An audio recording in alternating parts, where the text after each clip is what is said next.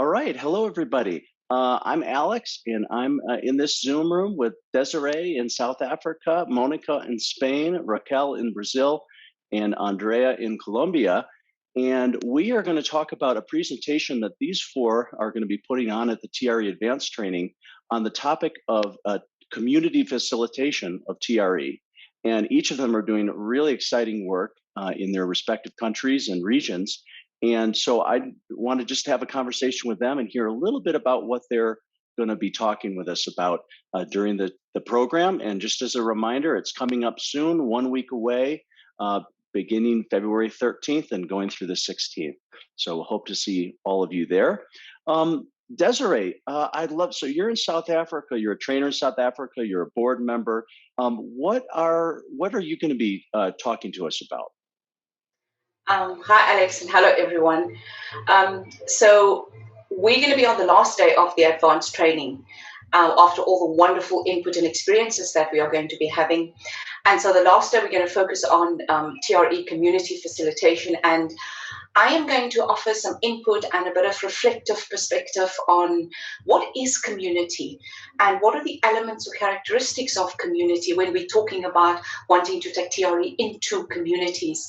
So just a little bit of sharing and input on that, and sharing a very specific African perspective of Ubuntu, meaning I am because you are, and just learning about the impact of that on community and how communities behave. And then more particularly with this intention of taking TRE into communities, what are the things that we need to take into account when we want to take TRE into communities, other than, just going in and doing an introduction session? There's culture, there's language, there's tradition that we need to take into account. And so I'm going to be offering just a little bit of perspective on that. And then we will have some small group discussions just to see what comes up for you in relation to that. And then I will share some examples of projects here in South Africa that the TRE community is involved in, is still ongoing, and I look forward to sharing that with you. Thanks, Alex. Great, that sounds exciting. Thank you. All right, and Raquel, you're in Brazil, and you have started a program called TRE in the Parks. I know that much, but could you tell us a little bit about what you're going to be sharing with us? Okay, hi everybody. I'm really excited to be. I've never imagined that I would be in an international meeting when I started TRE in Parks. It was just an idea of getting students for my global certification training class. And it was supposed to be just 1 or 2 or 3 sessions in the parks. And you can see one of the parks where we've been to. We've offered sessions, not now in the pandemic, of course. But some providers liked the idea. They joined me, and we'll be completing 5 years on April. And my idea at the advanced training is to show how do we Brazilian do this? How do we offer TRE to as many people as possible? It's David asked us when he was here in Brazil in 2017. And so we're going to tell to the whole world. And I'm really, really excited and thrilled to be telling this. Wonderful. All right. Well, we are excited to hear about it and learn what has worked well about the project. All right. Well, thank you.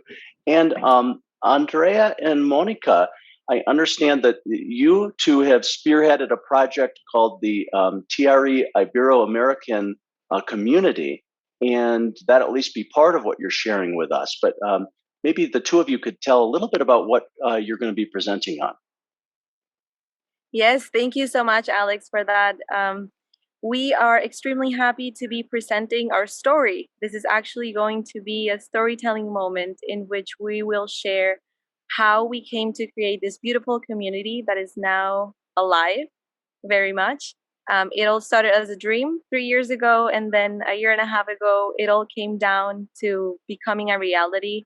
So we're just going to walk you and all the participants at the summit on how this dream became true, and all the benefits that we as members of the community have gathered, and also what we are being able to achieve as a community, just being together as providers, how that has become or has provided us to give a higher impact, reaching more and more people with TRE.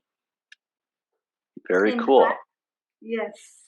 I'll keep going with that. Hello, everybody. Yeah, well, yeah. And Monica, could you tell us a little bit about what the just what the organization is, or how the community works? Yes, it's a self-organized community, like people who want to spread theory, who wants to keep learning, who wants to be held by the community, gather together and are very involved in projects and in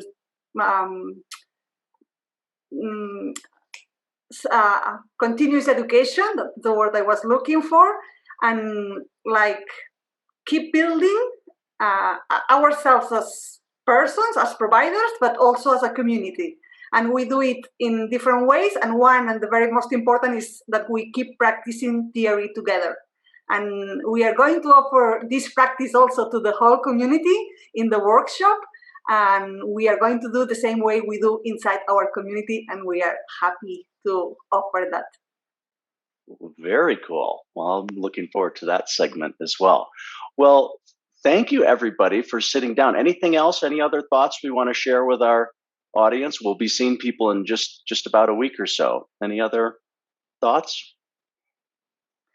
Don't lose the chance to hear these amazing experiences that can seduce and maybe inspire you. I would say that. Well said. All right. Well, thanks you all, and we'll look forward to seeing you in about a week.